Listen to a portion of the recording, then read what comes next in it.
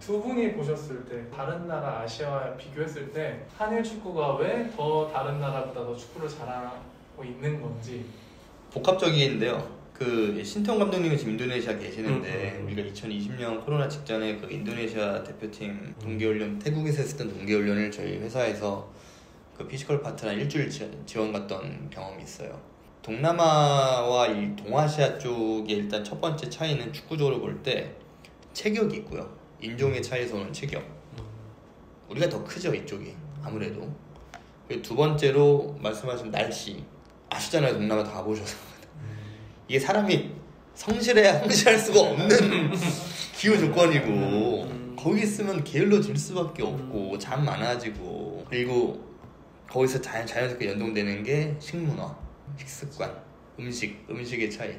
기름진 음식이 많고 날이 덥다 보니까 그러니까 튀김 음식이 아주 안 좋은데 피지컬적으로 봤을 때 그러다 보니까 사람은 계속 게을러지고 그러면 그런 걸 먹다 보니까 영양이 깨지고 선수들의 체력이 약해지고 피지컬은 체격과 체력의 합친 의미인데 체격은 어떻게 보면 타고 태어난 그것도 나중에 키울 수도 있지만 체력이야말로 후천적으로 좀 할 수 있는 거거든요. 근데 그런 것들을 향상하기 위한 조건들 자체가 너무 안 돼 있는 거예요, 동남아는.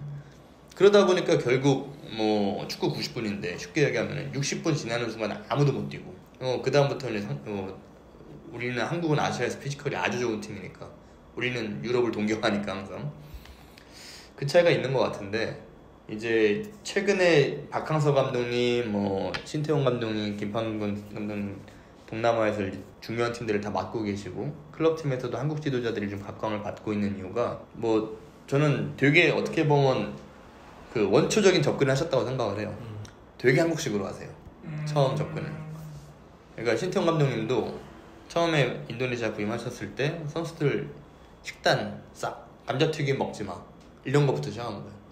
그리고 일찍 자고 일찍 일어나 술 먹지 마 담배 피지 마 그리고 훈련량도 하드하게 한국 옛날에 했던 좀 소위 말해서 무식한 훈련도 했다는 거예요. 계단도 뛰고 새벽 운동도 하고 멘탈 개조하고 그러니까 사실 선수 입장에서는 테크닉이나 그러니까 기술적이나 전술적인 측면보다는 체력적인 부분이 제일 변화를 빨리 느끼잖아요, 사람이.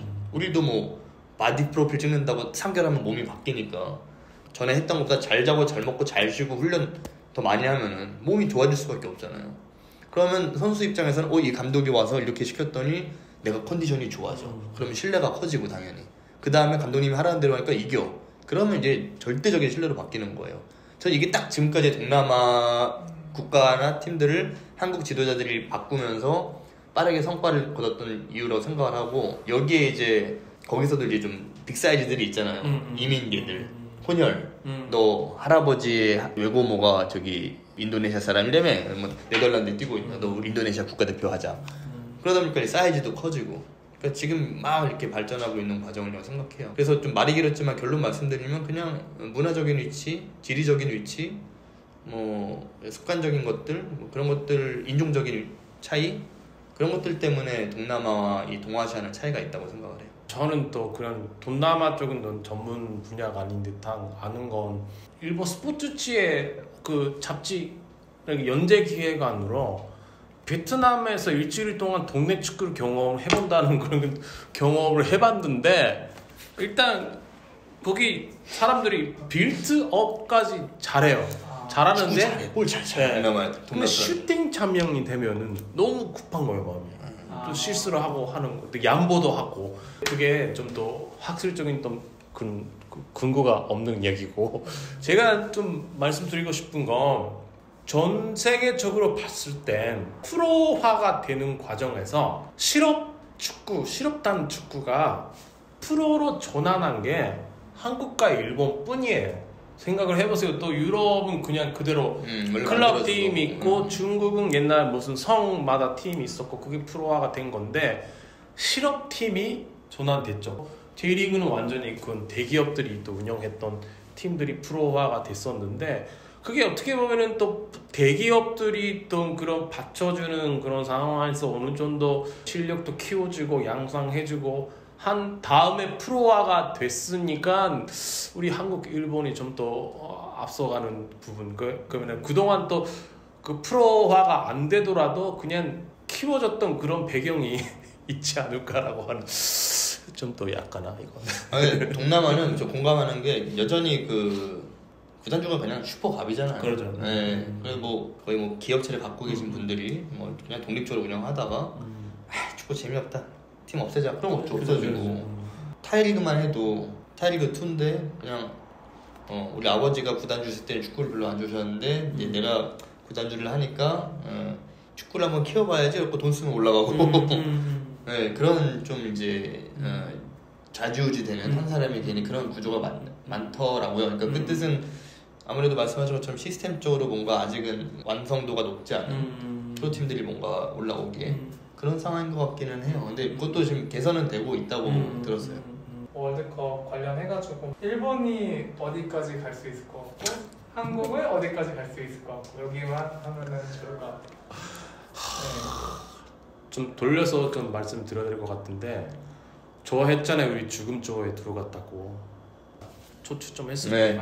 해설자가 웃고 한국 사람들이 그 2002년 월드컵 때 그 선수들이 또 일본이 그 초에 좀 편성된 순간에 좀 더 많이 복소 그게 좀 또 봤는데 질문 내용에 대해서 또 저희가 답변을 드리려면 또 물론 16강으로 가는 게 목표인데 또 방금 이야기했듯이 사고를 쳐야 된다는 또 사고 방식으로 나가야 되고 사실 또 우리가 봤을 땐 독일을 만나게 되는 건 월드컵 본선대회에서 만나는 게 처음이라는 말이에요. 한국은 세 번, 그렇죠. 네 번, 네, 우리는 세 번, 여러 번 만났죠.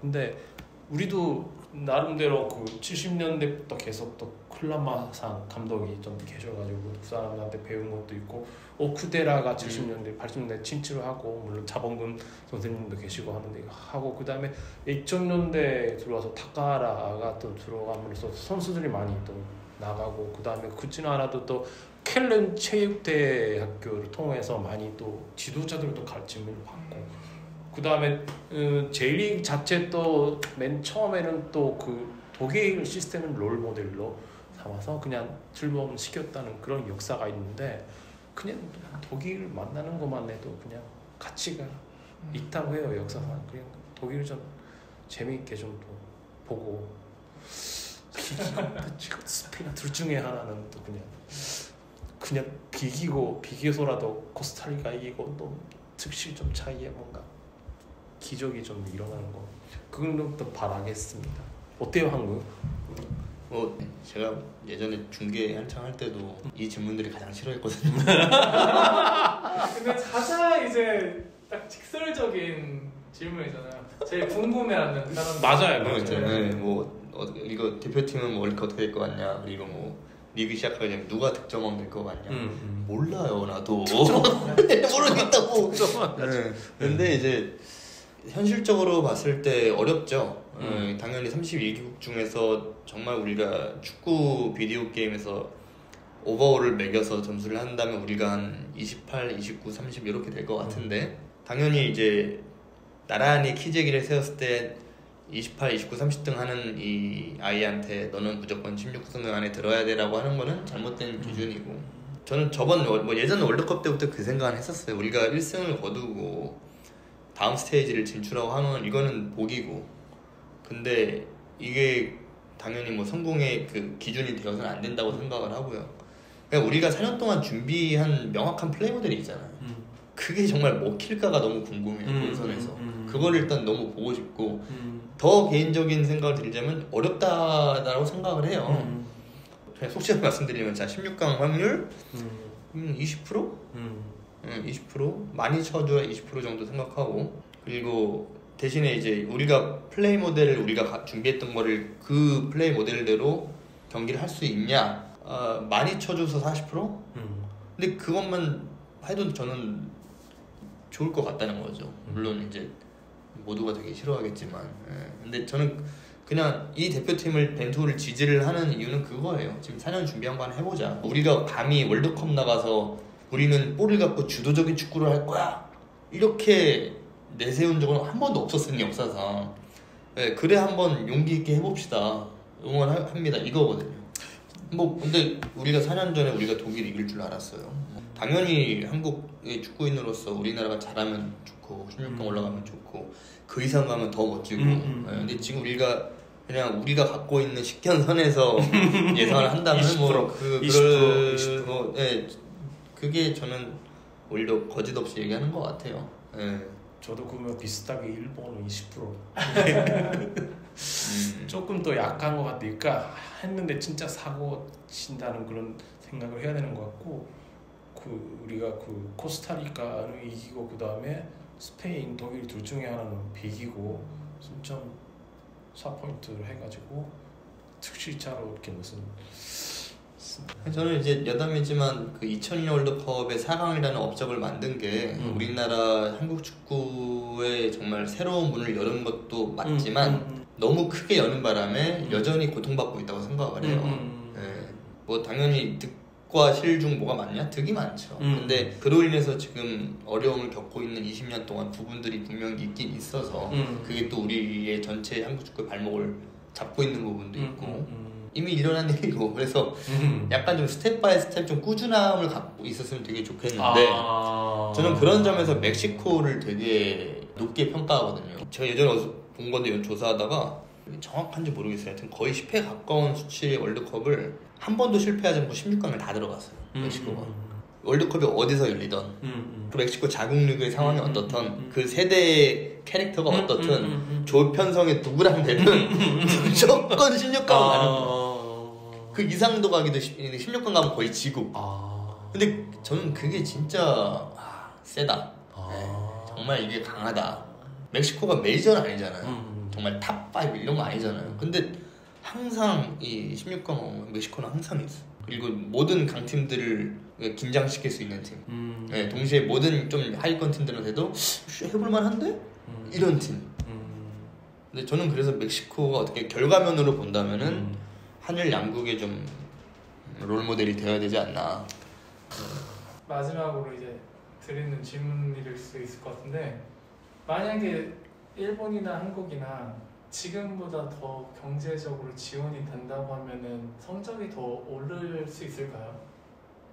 월드컵에서요? 아니면 월드컵 피파 랭킹? 이게 국가 차원이든 안 그러면 이제 클럽에 대한 이제 프로팀의 차원이든 만약에 뭐 지금보다 지원이 좀 더 됐을 때 좀 더 실력이 더 향상이 될 수 있을지에 대해서 일본은 안 된다고 생각해요.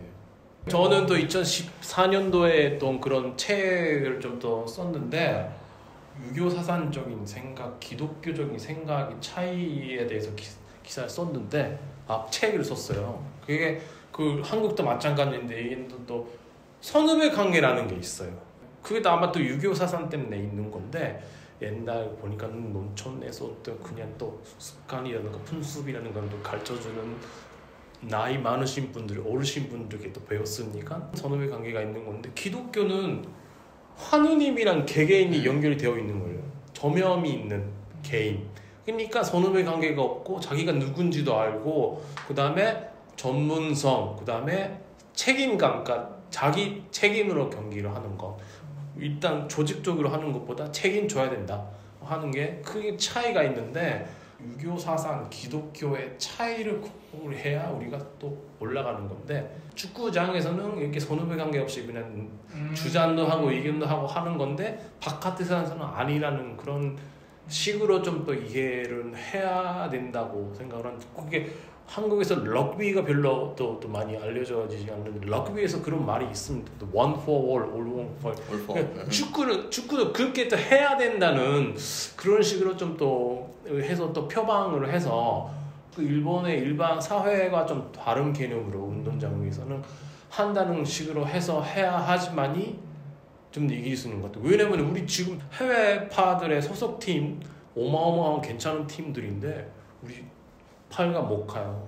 그러니까 대표 선수들의 소속팀 수준만 볼 때는 8강 가도 되는 수준인데 못 가는 게 그런 부분을 극복하지는 못하고 있으니까 하는 건데 그건 돈 줘도 안 되는 거라고 생각을 합니다. 저는 어때요? 그냥 아주 단순하게 돈이 많아지면 협회든 각 클럽이든 프로클럽이든 돈이 많아지면은 나아질 수 있다고 봐요. 물론 가장 중요한 건 시스템이겠지만 누가 어떻게 어디다 쓸 건데 뭐 이런 게 중요하겠지만 그냥 그 변수는 제껴둔다면 한국의 이 스포츠 산업 시장에는 돈이 사실 아주 적어요. 아주 적기 때문에 뭐 아주 단순하게 그냥 자금이 투자가 투입이 되면은 뭔가 생길 수는 있을 것 같아요. 그러니까 돈이 없어서 혹은 눈치를 봐서 좀 못하던 부분들이 있었거든요. 물론 지금 단서는 있는 겁니다. 지금 그 어떻게 어디다 써 이거는 지금 배제하고 생각하는 거예요. 지금 예를 들어서 우리가 뭐 한국 축구가 1년에 10을 쓴다면은 갑자기 50이 들어왔다. 그러면은 저는 할 수 있는 게 좀 생기면서 양적 질적으로는 올라갈 수 있을 것 같아요. 오늘 이렇게 한일 축구에 대해서 간략하게 한번 얘기해봤는데 소감 한 번씩 얘기해주시고 마무리 지으면 될 것 같습니다. まあなんていうかな本当にねこうやって文化的な水準からその日本と韓国のサッカーを見るっていうことは本当に面白いし意味のあることだし、やっぱりこれサッカーを通じてお互いの文化を知るっていうことがやっぱりあるんだなっていうことをすごい認識しました。で驚いたのはやっぱりその2002年ワールドカップのベスト4がこれ急に出た成果だからむしろ苦しんでるっていう話は本当意外で今日新しく学んだ点でした。 좋은 말씀 감사합니다. 뭐 이 영상 보시는 일본 팬분들도 계실 테니 저는 뭐 했던 대로 한국말로 하면은 사실 이제 요시자키 기자님과 연을 맺고 우리가 몇 년 전에 처음 알게 됐는데 이제 그동안 코로나 때문에 교류를 못 하다가 이제 제대로 만난 거 거의 3년 만이에요. 근데 그 사이 또 이제 한일 축구에도 많은 일들이 있었고 그러면서 얘기를 나누다 보니까 오늘 이런 컨텐츠도 나누고 하게 된 것 같은데 저는 어릴 때부터 그 일본 축구에 대한 관심이 많았어요. 축구도 좋아하고 좀 역사도 좋아하다 보니까 일본 축구에 대한 관심이 많았는데 약간 좀 복잡한 심정이었어요. 부러움도 있었고 미움도 있었고 때로는 아주 좋아하기도 있고 때로는 아주 미워하기도 증오하기도 있고 애증이 되게 섞여 있는 데인데 국가대항전을 하면 당연히 이기고 싶죠. 이겨야 된다고 생각을 하고 그런데 클럽 대항전이나 그들의 시스템을 보면은 한없이 동경하고 한없이 멋지고 제가 축구 선수를 떠나서 되게 존중하고 롤모델 비슷하게 삼는 사람이 나카다 히데토시이기도 한데 이번에 계속 또 얘기를 나누고 컨텐츠도 하고 하면서 정말 일본 축구에 대해서 많이 안다고 생각했는데 정말 또 모르는구나. 네, 또 반대일 수도 있을 것 같고 우리의 장점을 일본은 단점으로 생각하고 일본의 단점은 우리를 또 장점으로 생각하는구나 생각했을 때 정말 독특하고 앞으로 더 알아갈수록 재밌는 부분이 많을 것 같아요. 근데 어쨌든 아시아 축구는 계속해서 한국과 일본 이 양국이 어느 정도 중요한 역할을 하면서 끌고 가야 된다고 생각을 해요. 이 두 국가는 서로 환경이나 상황은 다르지만 계속해서 세계 무대에 도전하겠다는 그런 열망과 목표는 있는 국가들이기 때문에 지금보다 더 교류가 어떻게든 더 많아졌으면 좋겠어요. 할 수 있는 것들을 하면서 뭐 결국은 계속 경쟁하면서 발전하게 서로 해 나가야 될 것 같고 좋은 시기가 있고 또 나쁜 시기도 있겠지만 뭐 우리 세대뿐만 아니라 그 다음 세대 때도 이 인연들은 이어질 것 같아서 저는 뭐 되게 감사하고 이렇게 또 요시자키 기자님이 한국에 많은 관심과 또 열정 갖고 있는 것도 감사하고 하면서 뭐 제가 축구인으로서 계속 일할 때까지는 계속 재밌게 교류해 나가고 싶습니다. 일본 팬들분들도 한국 축구 많이 응원해주시고 좀 관심 좀 가져주시고 좀 한국이 왜 못하는지에 대해서도 좀 보시면서 가끔 무시도 좀 해주세요. 너무 그냥 이겼나 보다 약간 좀 그렇구나 한국은 이기는구나 약간 이런 느낌을 계속 받고 있어서 우리도 열심히 갈 겁니다. 감사합니다.